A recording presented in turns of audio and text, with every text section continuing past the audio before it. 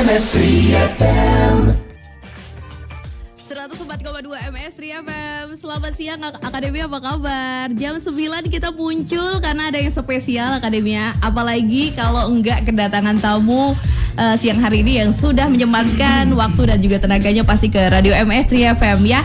Jadi beliau ada 3 orang Akademia yang akan berbincang bersama Dias di sini di Lanada ya Akademia. Seperti yang kemarin kalau udah lihat di Instagram kita sudah kedatangan bersama dengan 3 narasumber. Ada Ibu Endang Istianti selaku Ketua KPU Jakarta Barat, ada Pak Reza Fajrin selaku Kadif Sosial Pendidikan Pemilih Partisipasi Masyarakat dan SDM.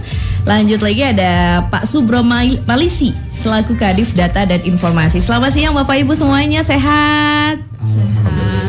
Sehat. Bang, traffic agak macet ya hari Senin. Saya yakin ya ada beberapa hal yang memang membuat Akademia juga kadang kalau hari Senin tuh ngerasa lebih wah ini padat banget. Nah, tapi di sela kesibukan Anda Akademia, kita harap Akademia juga bisa mendengarkan kita plus nanti mendengarkan apa yang disampaikan oleh KPU Jakarta Barat karena kayaknya tahun 2024 ini hajatannya Indonesia sama Jakarta sekarang, DKI Jakarta terutama ya Akademia ya. Nah, bagaimana sih kita mewujudkan menjadi pemilih yang pemilih yang cerdas dan juga mewujudkan pemilu yang berkualitas ya.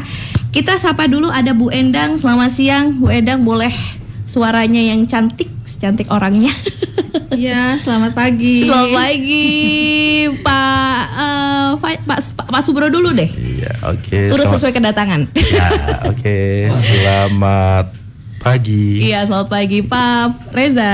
Ini panggilnya Pak Reza, Pak Fajrin? Reza aja. Bebas aja Mbak. Alright. Nah, Akademia nanti bisa interaktif bersama kami di WhatsApp 0855 800 1042.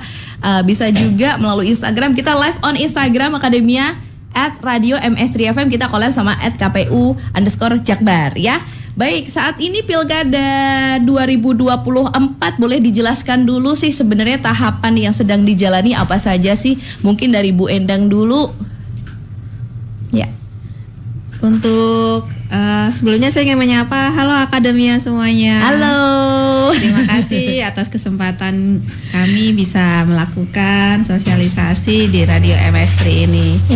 Nah, pertama-tama saya ingin menyampaikan pastikan seluruh Akademia sudah terdaftar sebagai pemilih dalam pemilihan gubernur dan wakil gubernur Provinsi DKI Jakarta 2024. Gimana caranya? Yang pertama, kita lagi melakukan tahapan pemutakhiran data pemilih. Ini proses yang terus berjalan sampai hari pemilu tiba, 7 hari sebelum pemilu tiba.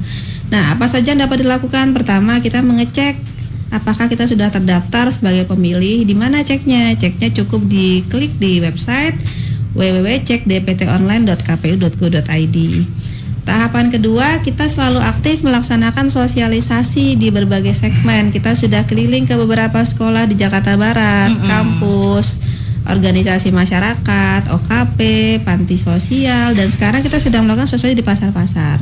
Yang ketiga, kita sedang bersiap untuk menerima logistik Pilkada 2024. Logistik pemilu apa aja sih? Nanti kita akan bahas detailnya.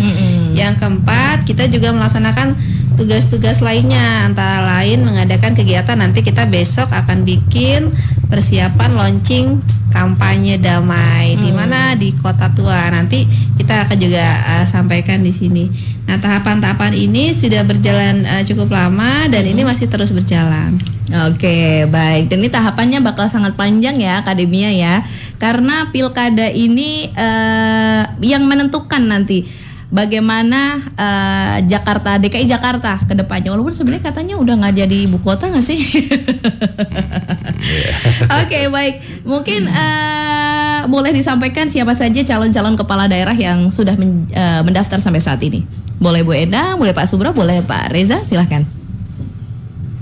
Bu Endang. Untuk calon yang sudah mendaftar dan sudah resmi, nanti malam kita akan melakukan pengundian nomor urut. Jadi ada 3 pasang calon yang sudah diresmikan oleh KPU Provinsi DKI Jakarta. Pertama adalah pasangan Bapak Ridwan Kamil dan Bapak Suswono. Yang kedua pasangan Bapak Pramono dan Bapak Rano Karno Sidul. Saya sebutkan Sidul karena kemarin KPU DKI Jakarta sudah mengumumkan di rapat pleno penetapan calon bahwa Bapak Rano Karno sudah mendapat ketetapan hukum untuk penambahan nama. Oke. Sehingga penambahan nama ini akan digunakan di surat suara menjadi Haji Rano Karno Sidul. Oke. Yang ketiga ada pasangan Bapak Dharma Pangrekun dan Kun Wardana.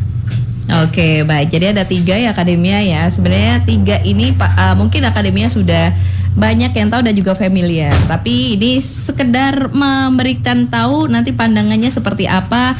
Tentunya Akademia bisa mencari tahu juga nanti informasi terkait dengan calon-calon kepala daerah tersebut. Oh ya, untuk informasi calon kepala daerah bisa diakses di mana, Bu Endang? Informasi calon kepala daerah bisa diakses di website KPU DKI Jakarta, Instagram KPU DKI Jakarta, beserta website dan Instagram seluruh KPU kota. Jadi nama akunnya sama kayak KPU Jakbar, KPU _Jakbar, Jaktim, Jakput, Jaksel, Kepulauan Seribu. Begitu juga KPU DKI Jakarta. Nah di situ kita ada update setiap hari, sehari bisa berkali-kali kita update, kita sampai di tahapan mana saja. Oke, tujuannya untuk mereminder Akademia dan juga tetap kita sebagai masyarakat harus proaktif ya. Kan di sini KPU sudah bekerja keras untuk memberikan pelayanan yang prima buat Akademia dan juga masyarakat DKI Jakarta, terutama untuk Jakarta Barat. Baik, nanti akan kita lanjutkan lagi Bu Endang, Pak Subro dan juga Pak Reza. Tapi setelah satu informasi berikut ini. 104,2 MS 3 FM itu dia jingle official dari KPU Akademia. Mudah-mudahan besok kita nggak kalau misalnya sing along dimanapun udah jarang bernadia lagi, tapi bisa jadi jinglenya KPU ini bisa jadi salah satu yang akan sering kita dengarkan Akademia, apalagi sebagai warga atau masyarakat Jakarta kita harus turut serta untuk mensukseskan Pilkada 2024 ini. Oke, masih bersama dengan Bu Endang, Pak Reza dan juga Pak Subro Akademia di talk show kita siang hari ini. Once more, saya juga membuka pertanyaan buat Akademia ke 0855 800 1042 atau kita juga live on Instagram @radio_ms3fm. Yes, oke, kita sekarang mau tahu soal jumlah DPT di Jakarta Barat ada berapa sih? Dan juga untuk laki-laki dan perempuan seperti apa? Oke, ya, makasih Mbak siapa? Dias. Mbak Dias ya. Suara saya agak-agak serak. Bagus loh malahan. Oh bagus ya. Iya. Ya. Jadi DPT di Jakarta Barat itu, atau sebelum saya sebutkan jumlahnya ya, di KPU ini kan banyak singkatan ya. Ya DPT ini daftar pemilih tetap. Daftar pemilih tetap yang telah kita tetapkan di tanggal 19 September lalu. Kemudian ditetapkan juga menjadi rekapitulasi daftar pemilih tetap se-Provinsi DKI Jakarta kemarin. Jadi di Jakarta Barat itu ada totalnya 1.009.774 pemilih. Oke. Jadi banyak sekali, itu terbanyak pemilih terbanyak kedua di DKI Jakarta setelah Jakarta Timur. Dengan rincian laki-laki itu 946.565 orang dan perempuannya 963.209 orang. Begitu. Dan apa namanya, saya kira saya harus sampaikan juga kali ya mengenai bagaimana DPT perlakuannya ya ketika hari H nanti. Buat Akademia yang telah terdaftar namanya dalam DPT, nanti akan diberikan formulir C pemberitahuan. Jadi bukan undangan ya namanya, tapi C pemberitahuan yang memberitahukan kepada pemilih dalam DPT itu tentang kapan pelaksanaan pemungutan suara, jam berapa sampai jam berapa, kemudian apa yang harus dibawa, kemudian lokasi TPS-nya di mana. Itu nanti itu H-3 akan diterima oleh pemilih. Begitu. Dan DPT nanti milihnya itu dari jam 7. Dari jam 7 pagi, jam 7 pagi. Kalau yang bangunnya rada kesiangan ya paling antrinya agak panjang ya. Iya. Kira-kira begitu Mbak Dia. Oke, baik. Pak Subro, boleh nggak sih dikasih tahu kategori pemilihnya itu apa saja? Oke, nah tadi saya sudah jelaskan tentang pemilih DPT. Betul. Jadi dalam pemilu ini atau pilkada ini ada 3 kategori pemilih. Pertama itu daftar pemilih tetap atau kita singkat DPT, kemudian daftar pemilih pindahan yang kita singkat DPTB, dan yang ketiga adalah daftar pemilih khusus yang kita sebut sebagai DPK. DPT tadi saya sudah jelaskan. Kemudian DPTB itu pemilih yang namanya sudah ada dalam DPT, tapi karena ada alasan tertentu harus pindah milih TPS. Oke. Misalnya Mbak Diah nih terdaftar di TPS 1, begitu. Kemudian karena Mbak Diah alamatnya di mana? Saya di Palmerah. Di Palmerah, begitu. Pasti kan terdaftar di sana nih. Di Palmerah. Karena ditugaskan oleh perusahaan di tanggal 27 November nanti itu untuk bekerja di sini. Ini kan Jelambar ya. Jelambar. Maksudnya Grogol Petamburan ya. Itu bisa menggunakan hak pilihnya di sini dengan mengurus layanan pindah milih. Ke TPS asal atau tujuan. Jadi Mbak Dia bisa ngurus di TPS Palmerah, di Kelurahan Palmerah, Kecamatan Palmerah, atau langsung KPU Kota, atau ke tujuan. Cara mengurusnya ya. Jadi nggak repot-repot. Itu pertama. Kedua, ada persyaratan yang harus dipenuhi, diantaranya tentu saja syarat waktunya itu paling lambat itu 30 hari sebelum hari H atau H-30 untuk 5 kategori, diantaranya yaitu tugas belajar, kemudian menjadi tahanan, kemudian panti rehabilitasi, terima bencana, banyak, ada 9 kategori.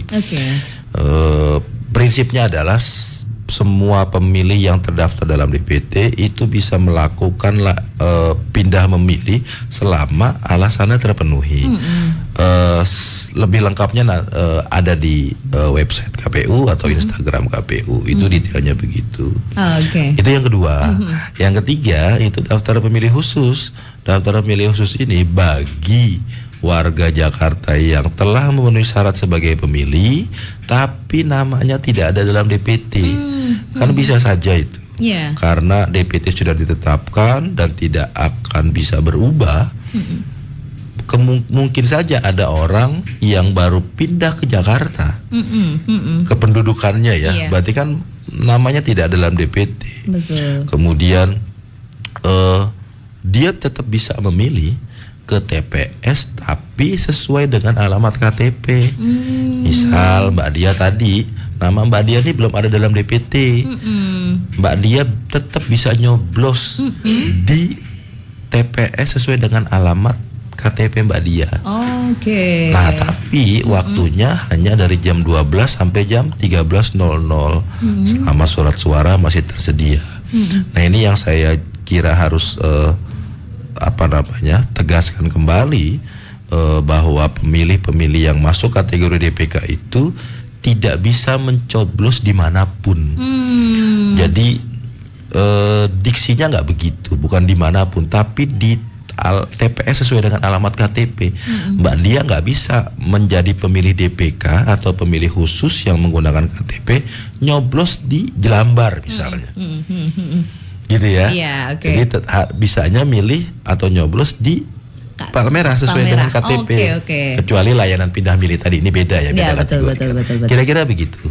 Ini akademia, ini yang paling sering ditanyakan saya, betul ya.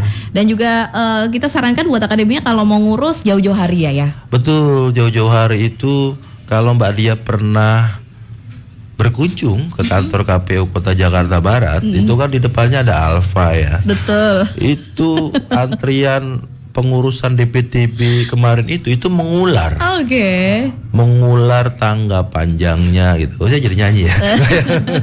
Itu sampai ke depan itu saking panjangnya, karena mohon maaf, kita lebih senang ngurus-ngurus kayak begitu tuh di injury time. Ya, injury time akhirnya numpung nyusahin diri sendiri dan lain-lain.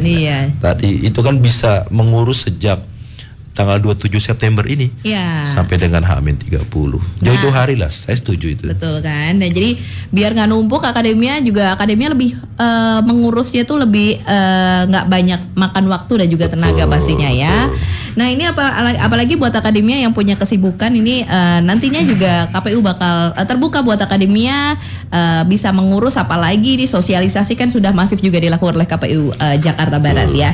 Nah ini seperti apa sih keikutsertaan masyarakat, partisipasi masyarakat Jakarta Barat setiap gelaran pemilu, entah itu pilkada atau pemilu kayak pilpres kemarin?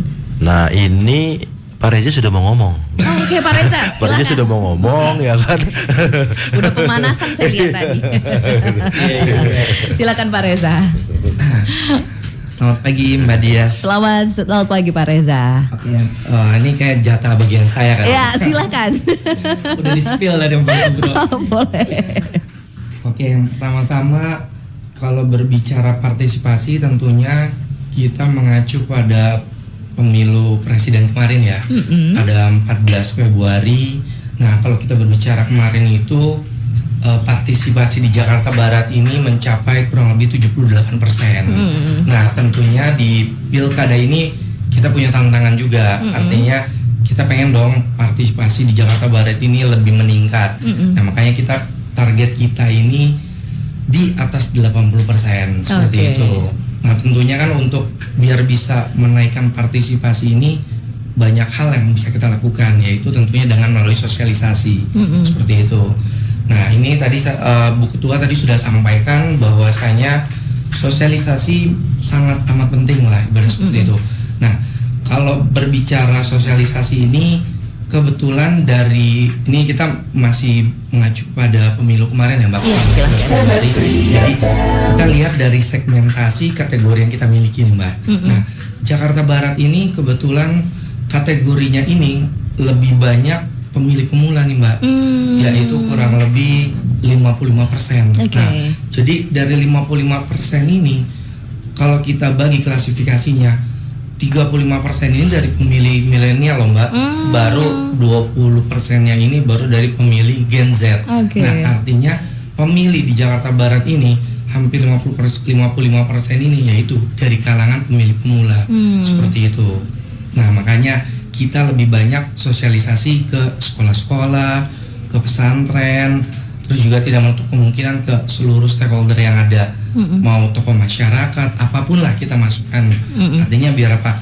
Biar informasi bisa terdeliver ke seluruh lapisan masyarakat. Seperti itu Mbak.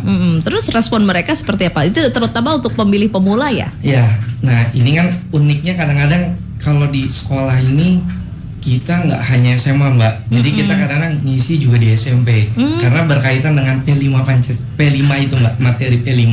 Oke. Jadi tetap memang kita concernnya fokusnya ke sekolah-sekolah yang notabene yang memang sudah memiliki hak pilih seperti itu di umur 17 tahun. Walaupun nih Mbak syarat pemilih boleh juga di umur yang di bawah umur 17 tahun, tapi dengan syarat sudah menikah. Nah, nikahnya ini dengan tentunya menikah secara resmi ya Mbak, dengan memiliki surat atau akta pernikahan. Oke, nikah secara agama juga begitu ya? Tentunya harus nikah secara agama dan juga negara. Ya, salah ngomong saya. Takut. Karena kalau secara agama memang bisa, tapi kan tidak memiliki legalitas. Betul sekali. Nanti dimarahin sama Pak Subro tadi. Rugi dong gitu lah ya. Oke, akademia seru sekali perbincangan bersama dengan KPU Jakarta Barat ini. Kami masih membuka kesempatan buat akademia WhatsApp interaktif bersama kami 0855 800 1042 dan juga Instagram. Jangan lupa di follow akademia kita live on Instagram, collab sama @KPU Jakarta Barat ya. Tetaplah bersama kami, stay tune di MS3 FM. MS3 FM. Sebelum kita membaca WhatsApp, kita kan udah 3 nih rata ya. Tapi saya juga pengen tahu sebenarnya dengan upaya yang sudah dilakukan oleh KPU ini sebenarnya apa sih tantangan yang saat ini masih menjadi kendala yang ya itu rutinitas di tiap pemilu pilkada dan mungkin ini tantangan yang lebih berat daripada yang lain. Boleh disampaikan, boleh Bu Endang, boleh Pak Subro, boleh Pak Reza, silakan. Bisa saya sampaikan. Silakan nanti Ibu. ditambahin yang lain. Boleh. Jadi tantangan setiap pemilu pertama adalah satu, memastikan seluruh warga terdata sebagai pemilih. Itu tantangan yang paling berat. Kenapa? Karena Jakarta ini sebagai kota metropolitan, ini warganya ini berpindah dengan sangat cepat. Meskipun orang sudah pindah dari kota DKI Jakarta, mereka biasanya tidak melepaskan KTP-nya. Nah, pas kita datangi sesuai alamat KTP, ternyata orangnya sudah nggak ada dan sebagainya. Tapi bukan berarti mereka tidak hadir nanti pas pemilu tiba. Biasanya mereka tetap hadir meskipun mereka sudah tidak bertempat tinggal di DKI Jakarta. Yang kedua adalah sebagai kota metropolitan juga, penduduk di DKI Jakarta ini jam hidupnya agak beda. Jadi dalam proses pencoklitan itu tidak bisa datang hanya sekali, kadang-kadang ada orang-orang yang harus datangi berkali-kali baru ketemu. Karena pagi, siang, sore bekerja, pulangnya malam, jadi harus datang malam. Yang ketiga adalah tantangan agar semua orang mau hadir di TPS. Berdasarkan riwayat yang sudah itu kan nyaris tidak pernah terjadi atau jarang terjadi ya kehadiran lebih dari 85%. Jadi memang selalu ada angka ketidakhadiran antara 15 sampai 20% di setiap pemilu maupun pilkada. Nah, ini tantangan bagaimana agar semua orang hadir di TPS. Makanya kami setiap hari selalu bergerak melakukan sosialisasi di berbagai segmen. Mulai dari hadir di pertemuan RT RW, kemudian bikin sosialisasi di RPTRA, di kelompok-kelompok masyarakat berbagai segmen.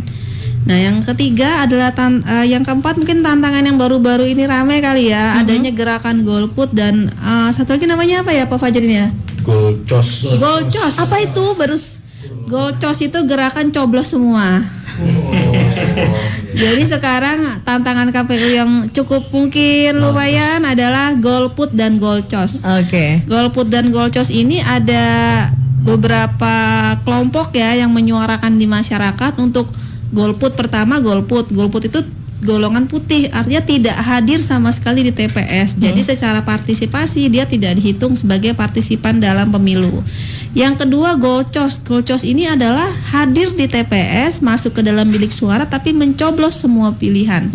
Nah, akibatnya adalah angka partisipasi tinggi tapi suara tidak sah bisa jadi akan tinggi juga. Nah, dua tantangan inilah yang lagi kita berusaha untuk atasi, hadapi dengan cara kita aktif bersosialisasi kepada masyarakat agar masyarakat bersiap memilih pilihannya yang akan membawa mereka 5 tahun ke depan di DKJ. Sekarang kita DKJ emang udah nggak DKJ lagi nih, kita sebutnya DKJ, daerah khusus Jakarta. Nah, kekhususannya di mana? Yaitu di sini tidak ada pemilihan bupati dan wali kota meskipun sudah nggak DKI lagi, tapi pemilihannya masih hanya memilih gubernur.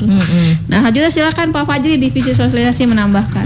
Apa yang selama ini menjadi sesuatu yang sulit KPU untuk menembus gitu loh?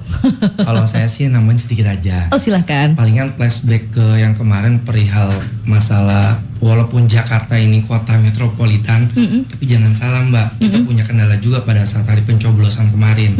Pada saat 14 Februari ya, ternyata pada saat 14 Februari itu malamnya hujan deras. Kebetulan saya pribadi ditelepon oleh teman-teman PPS ya, tingkat kelurahan, tim kami itu kurang lebih jam 4:30, ada yang telepon 4:30 pagi, ada yang telepon jam 5, hampir 5:30. Ternyata banjir.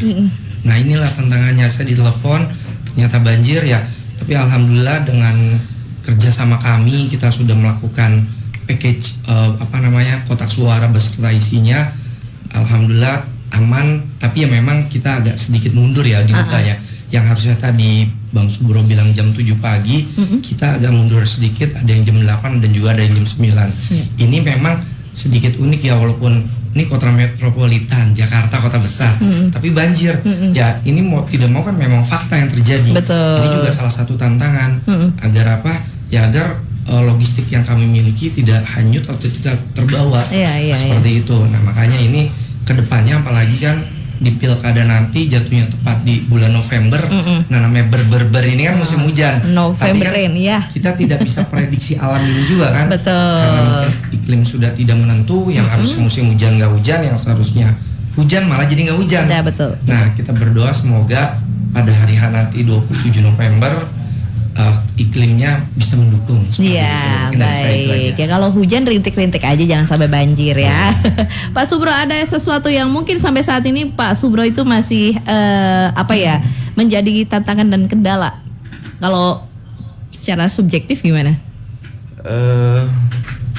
Saya sih paling lebih ke ini ya, lebih ke ketika hari H ya. Ketika hari H itu tadi balik lagi tentang bagaimana memahami diri kita sebagai pemilih, masuk kategori apa? Oke. Kan begitu ya. Yang pernah terjadi itu bahwa pemilih yang dia tidak terdaftar dalam DPT berarti kan masuk menjadi pemilih DPK, pemilih khusus ya. Dia baru bisa memilih atau menggunakan hak suaranya itu jam 12 sampai jam 1 di alamat sesuai dengan di TPS sesuai dengan alamat KTP.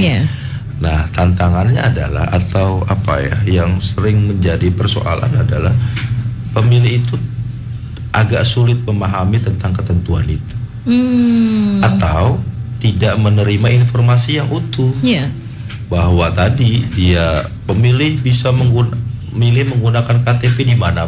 Nah, itu kan menjadi persoalan karena saya harus sampaikan juga pemilu ini kan dilaksanakan berdasarkan undang-undang dan ketentuan yang berlaku. Itu tantangannya sih Mbak. Kadang-kadang jadi petugas kami yang ada di TPS itu menghadapi permasalahan-permasalahan yang demikian tadi gitu. Pemilih agak sulit menerima penjelasan. Bapak Ibu kalau tidak terdaftar bisa tetap milih, tapi jam 12 sampai jam 1 di TPS sesuai dengan alamat KTP. Ini yang terjadi sebaliknya, mau memaksa memilih. Ini mohon maaf kenapa harus saya sampaikan, ini sering terjadi di setiap gelaran pemilu atau pilkada. Masyarakat mungkin menerima informasi yang tidak utuh, begitu ya, tidak utuh, dan bisa jadi juga masyarakat, saya tidak bermaksud menyalahkan ya, bukan, hanya ingin menyampaikan informasi yang utuh. Sebelum pemilu nanti dilaksanakan, ya diantaranya dengan kita ngobrol-ngobrol sekarang ini kan ada informasi-informasi yang mungkin selama ini masyarakat atau akademia belum tahu. Informasinya diterima dengan utuh lah, jangan sepotong-potong, jangan mudah terpancing oleh isu-isu yang tidak benar misalnya. Saya kira itu sih. Kita ke Pak Rizal di Cengkareng yang nanya ini soal PPT ini, mohon maaf ini soal tadi TPS ya, untuk pindah lokasi begitu ya. Jadi lokasi tadi disampaikan kan kalau misalnya saya di Palmerah mau ke Jelambar gitu masih bisa mengurus ya. Nah ini bagaimana kalau posisinya itu tidak hanya beda kecamatan, tapi kayak misalnya Pak Rizal ini ada di Jakarta Selatan KTP-nya, tapi domisilinya Jakarta Barat, itu juga sama atau ada perbedaan? Sama saja. Jadi ini kan pilkada ya, untuk warga DKI Jakarta.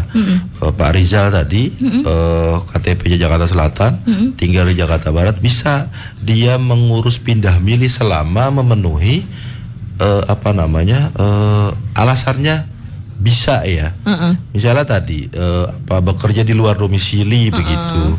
Kemudian tadi ditugaskan ketika hari H oleh perusahaan. Kemudian yang berkaitan dengan profesi, saya kira itu ya. Bisa ya. Ya bisa lah. Selama itu masih di DKI Jakarta. Selama di DKI Jakarta, betul. Mau pindah, ya kalau Pak Rizal mau milih gubernur di Jawa Barat nggak bisa. Selama DKI masih bisa gitu. Ya tinggalnya di Bogor nggak bisa. Gitu. Atau warga Bogor terdaftar di Bogor mau milih di Jakarta nggak bisa. Kan gitu ya. Kira-kira begitu. Oke, terima kasih. Ini ada Puji di Pademangan. Selamat jadi Pademangan Jakarta Utara ya? Jakarta Utara. Oke, Jakarta Utara bilang saya support KPU Jakarta Barat untuk sosialisasinya. Mudah-mudahan sukses selalu dan mau tanya ini untuk tahapan selanjutnya apa ya saat ini dan juga tahapan selanjutnya apa ya biar kita juga update informasi kegiatan dari KPU. Oke, untuk yang saat ini berjalan adalah tahapannya perekrutan KPPS nih Mbak. Jadi KPPS ini kita sudah buka dari tanggal 17 September kemarin sampai dengan nanti tanggal 28. Makanya bagi masyarakat bisa segera mendaftarkan nih untuk menjadi anggota KPPS seperti itu. Nah, syarat-syaratnya tentunya pasti warga negara Indonesia, terus juga yang sudah berumur 17 tahun dan juga sudah lulus nih artinya berijazah SMA atau setingkatnya seperti itu. Dan maksimal umurnya ini adalah 55 tahun. Kenapa sih 55 tahun? Pertama adalah karena pada yang lalu nih Mbak, pemilu Jakarta Barat, mungkin masyarakat juga banyak yang tahu ya.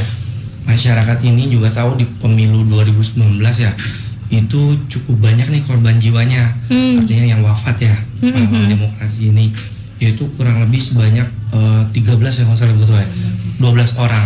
Nah, alhamdulillah dengan kita melakukan mitigasi lah, artinya kita batasi umurnya, walaupun tidak menjamin ya muda itu pasti sehat, tapi artinya kita paling tidak memiliki mitigasi lah. Betul. Nah, ini akhirnya di pemilu 14 Februari ini alhamdulillah angka kematian atau mortalitas itu menurun. Dari 12 kemarin tetap masih ada kurang lebih sebanyak 3 orang. Nah, harapan kami ke depannya di pilkada ini bisa menghilangkan, dalam artian tidak ada sama sekali korban jiwa seperti itu. Walaupun yang sakit tetap ada, tapi paling tidak untuk yang wafat ataupun meninggal kita maksimalisasikan, mudah-mudahan tidak ada lagi. Itu ditekan ya, agar kita tetap sehat, selamat, harapannya kan seperti itu. Betul, ya kan? Ini dalam seleksi rekrutmen KPPS ini kita menekankan nih di kesehatannya. Nah, makanya kita ini dengan adanya tes gula darah, tekanan darah dan juga kolesterol seperti itu Mbak. Karena kan 3 kategori ini kan salah satu gap penyakit nih Mbak biasanya juga.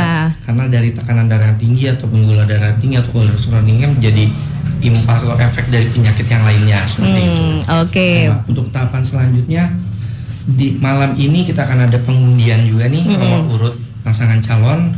Dan juga nanti di tanggal 25 nih, nah mulai start untuk kampanye sampai H-3 sebelum hari tenang, seperti itu.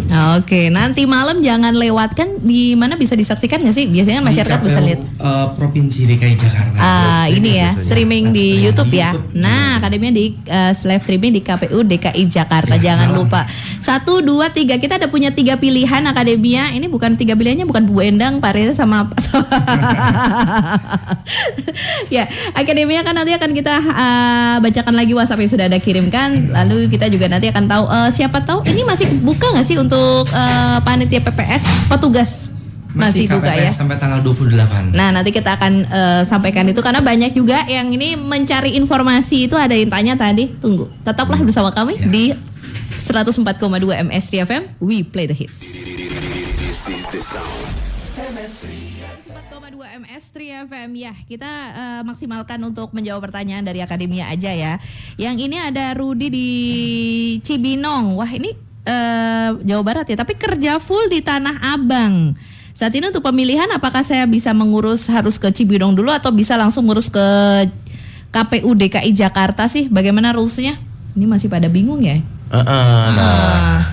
Itu saya langsung bisa. Boleh silakan. Iya, silakan. Boleh diulang juga yang tadi. Mungkin ini baru setengah dengernya. Oke. Kang Rudi ya. Bang Rudi. Bang Rudi ya. Ya. Tinggal di Cibinong. Tapi kerjanya di Tanah Abang. Pertanyaannya, tinggal di Cibinong itu apakah KTP-nya Cibinong? Terdaftar di Cibinong misalnya, menjadi pemilih dalam DPT di Cibinong.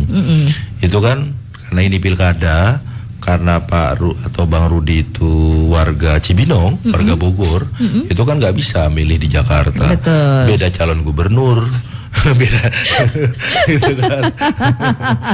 Gitu kira-kira Pak Rudi. Oke, ini mungkin masyarakat masih ada yang bingung gitu. Tapi nggak apa-apa, kita akan inilah gunanya untuk kita sosialisasi ya. Oke, ini ada juga ini jauh sekali. Baby Riana, terima kasih udah gabung di live. Bapak Ibu mau nanya, saya KTP saya Jakarta, tapi sekarang tinggalnya di Palembang. Boleh golput apa enggak? Boleh dijawab ini, silakan. Ini siapa nih? Jangan golput lah. Iya betul. Iya, tentu kami tidak menyarankan ya. Ya apa mengenai pemilih dalam pemilu kita ini kan masih menjadi hak ya, hak pemilih bukan menjadi kewajiban pemilih. Ya meskipun itu kalau mau golput misalnya itu menjadi hak pemilih gitu kan, tapi tentu kami tidak menyarankan. Karena sayang sekali apalagi ini kan pilkada yang baru pertama kali dilakukan secara serentak di nasional. Tinggal di Palembang, KTP Jakarta, ya pulanglah gitu. Pulang ke Jakarta. Ini tuh masa depan DKI Jakarta berapa tahun ke depan. Iya kan, ya 5 tahun sekali pulang gitu kan. Pas pemilu gitu. Nah gitu dong. Gitu sih. Iya. Ya mudah-mudahan ini nanti Baby Riana boleh harus disempatkan sih saya pilih ya kan. Nah ini ada juga nanya soal petugas KPPS. Nah ini di sini ada tadi siapa ini Mas Adha yang ada di Kalideres, terus juga ini ada Mbak Ririn, Kak Ririn ya yang ada di mana nih Kebonjeruk. Oh tetanggaan berarti ya. Kantornya juga di Kebonjeruk. Nah ini petugas KPPS syaratnya seperti apa? Terus juga apakah harus domisili di KTP atau boleh misalnya kayak tadi sebenarnya saya KTP Jakbar tapi tinggal di Jelambar, apakah saya juga boleh jadi petugas di Jelambar seperti apa? Boleh Pak Reza? Ya tadi kan saya sudah sampaikan juga beberapa tadi warga negara umurnya 17 tahun maksimal 55 dan yang lain. Nah, yang selanjutnya juga tentunya punya integritas ya, punya kejujuran karena ini kan kita untuk demokrasi artinya kejujuran benar-benar pada saat nanti rekapitulasi dan yang lainnya. Nah, tadi pertanyaannya juga menyangkut. Nah, salah satu poinnya adalah berdomisili dalam wilayah kerja KPPS. Nah, pastinya kenapa? Karena kan yang tahu wilayah itu kan yang bersangkutan. Nah, makanya kita pasti mengutamakan adalah atau memang sesuai dengan domisili yang ada dulu, seperti itu. Karena ini kan anggota KPPS kan nggak sedikit, tapi cukup lumayan banyak nih, ada 7 orang, seperti itu. Nah, terus juga tidak dalam konteks dia menjadi orang partai politik ya. Karena tapi ada juga masyarakat nih, kok saya bukan anggota partai politik, nama saya tercatut ya. Nah ini bisa diurus nih, datang ke kantor KPU Jakarta Barat, seperti itu. Nah syarat persyarat lainnya juga nanti ini ada banyak mungkin kalau bagi yang kurang mendengarnya. Nah ini bisa juga dicek di website kami nih, kayak gitu karena kami taruh di website kami, di Instagram kami dan juga di website kami pun juga kami taruh. Nah itu juga semua komplit syarat persyaratnya, untuk form-formnya juga ada di sana, seperti itu. Jadi bagi para pendengar sebutnya apa tadi di sini akademia yang mungkin ingin mendaftarkan, nah bisa nih datang ke website kami, bisa cek di Instagram kami. Nah itu semua syarat persyaratnya ada di sana semua. Sekarang kan mudah nih, walaupun jauh nggak perlu datang ke kantor, tapi bisa datang ke tempat PPS terdekatnya di masing-masing kelurahannya, atau mungkin kalau memang tim mager gitu kita sebutnya. Nah ini bisa tinggal duduk manis sambil ngopi-ngopi cantik, ya tinggal cek website kami, seperti itu. Gitu atau media sosial kami. Betul, ini semuanya ada kok dia. Akademia bisa follow @kpu_Jakbar. Di sini ada Denia di Jakarta Timur ya. Anggota KPPS terkadang masih banyak anak-anak muda ya. Jadi informasinya ada yang keskip dan ya banyak yang nggak mau baca melihat video-video ini. Mungkin satu keluhan kali ya. Bagaimana cara untuk mensosialisasikan hal ini ya agar masyarakat juga bisa terjangkau secara informasi biar nggak skip-skip gitu. Nah itu dia, melalui website dan media sosial, karena zaman sekarang kan kalau bahasa mungkin negatifnya yang jauh jadi dekat, yang dekat jadi jauh. Karena apa? Ya karena yang kita bisa dengan media sosial ini atau zaman digitalisasi ini, ya artinya orang yang jauh bisa jadi dekat, yaitu dengan apa ya? Dengan media sosial itu, seperti itu. Tapi kita ambil positifnya, media sosial ini bagi tim mager tadi kalau itu bilang, atau mungkin bagi teman-teman yang sibuk, super sibuk. Tapi kan biasanya orang lebih tidak lupa dengan gawe atau gadgetnya, ketimbang dengan mungkin yang pasangannya di sampingnya tapi tidak dipedulikan gitu. Tapi dia lebih peduli dengan pacar khususnya, yaitu apa ya, handphone. Artinya dengan ini kita tanggapi dengan positif, yaitu bisa dicek yang tadi seperti kami sampaikan, kami ulang, bisa cek ke Instagram kami, ke Facebook ataupun ke website kami. Nah itu bisa dicek, tinggal tinggal diklik. Nah itu bisa semua itu informasi yang kami miliki. Nah jangan lupa juga para akademia ini bisa memfollow kami, Karena kami sifatnya bukan untuk komersil ya, tapi justru semakin banyak memfollow artinya nanti masyarakat akan semakin tahu nih informasi dari KPU untuk saat ini dan kedepannya itu seperti apa. Oke. Satu lagi nih, Kak Denia juga tanya aplikasi softwarenya Pilkada nanti guna pakai apa? Apakah masih pakai yang lama? Karena ketika saat Pilpres kemarin ini belajar saat sosialisasi, ini Sirekap belum, lu kayak belum paham, Rip. Berarti penanyanya nih memang penyelenggara. Ya, penyelenggara. Ya, anggota KPPS juga. Iya, betul. Ini kan aplikasinya sempat ngehang waktu itu ya. Tolong diantisipasi agar tidak terjadi lagi yang mengakibatkan waktu kerja TPS semakin pagi. Oke. Ini awal lemburnya luar biasa loh. Saya yakin di KPU pun juga sama seperti itu ya. Ini boleh ditanggapi oleh Bu Endang. Silahkan. Iya, dalam Pilkada 2024 kita masih menggunakan aplikasi Sirekap. Jadi aplikasi Sirekap ini sudah digunakan di 2024 kemarin. Dan sebenarnya kalau kita memperhatikan dari pemilu ke pemilu, justru Sirekap ini adalah sebuah kemajuan. Dengan adanya Sirekap, semua warga negara bisa mengakses langsung C hasil. C hasil atau kita sebut sebagai C plano itu adalah barang yang sulit dilihat. Hanya orang tertentu yang bisa melihat. Siapa orang tertentu itu? Dulu yang bisa melihat hanya KPPS, para saksi dari parpol atau LO atau pasangan calon yang ada di TPS. Setelah itu, selama proses itu barang masuk ke dalam kotak, tidak akan terlihat lagi sampai nanti dimusnahkan 2 tahun setelah pemilu, retensi arsip. Nah, tapi sekarang berkat ada Sirekap, setiap hari, setiap saat kita bisa melihat C hasil.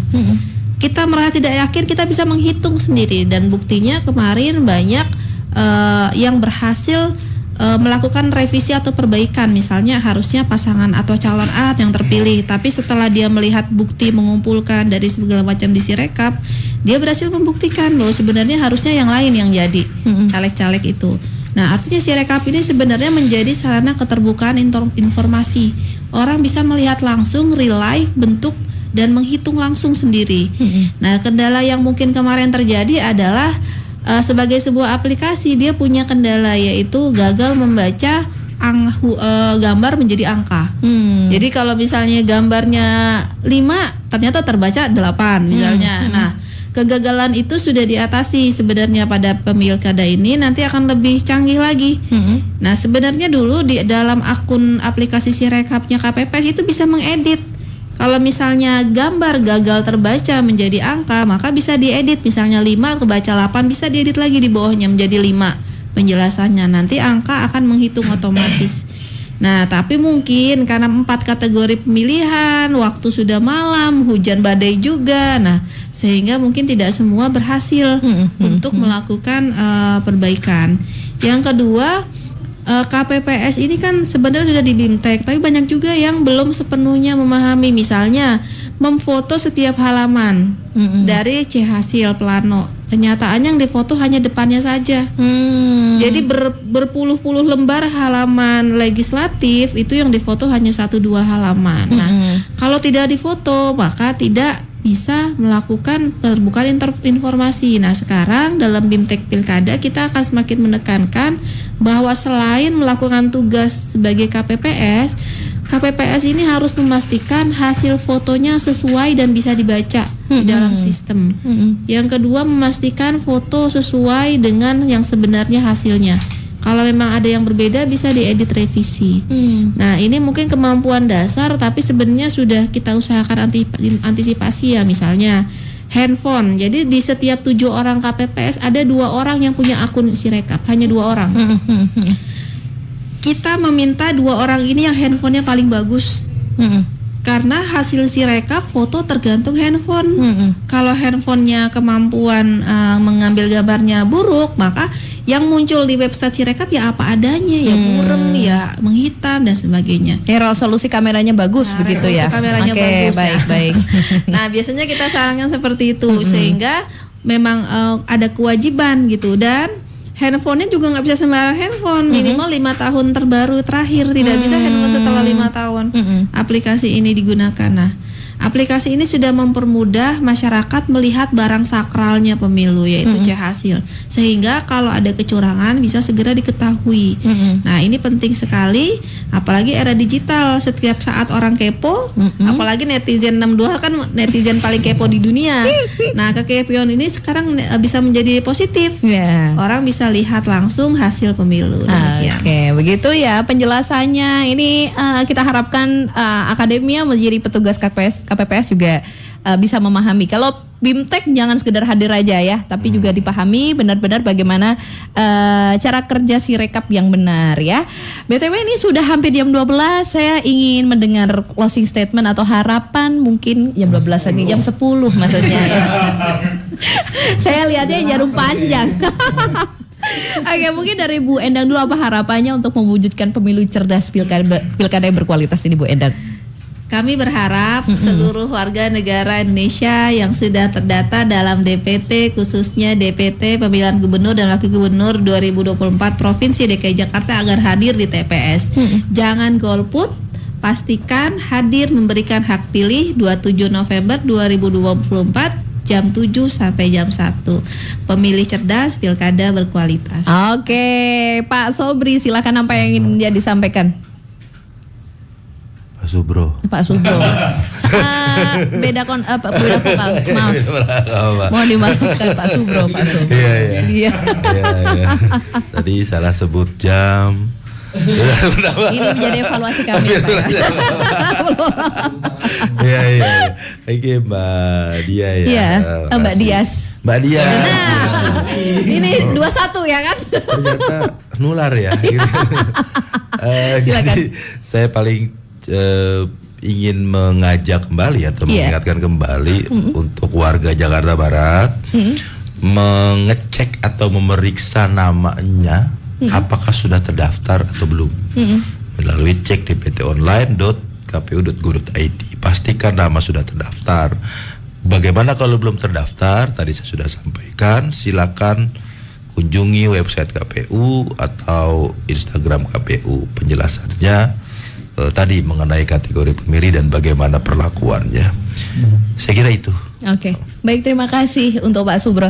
Pak Reza, ada yang ingin disampaikan ke akademia? Saya simpel aja, jangan lupa datang ke TPS tanggal 27 November. Karena apa? Suara kita masa depan Jakarta. Ya, betul sekali akademia. Terima kasih Pak Bu Endang, Pak Subro, dan juga Pak Reza udah hadir di Radio MS di Jakarta, Jalan Penerangan 1.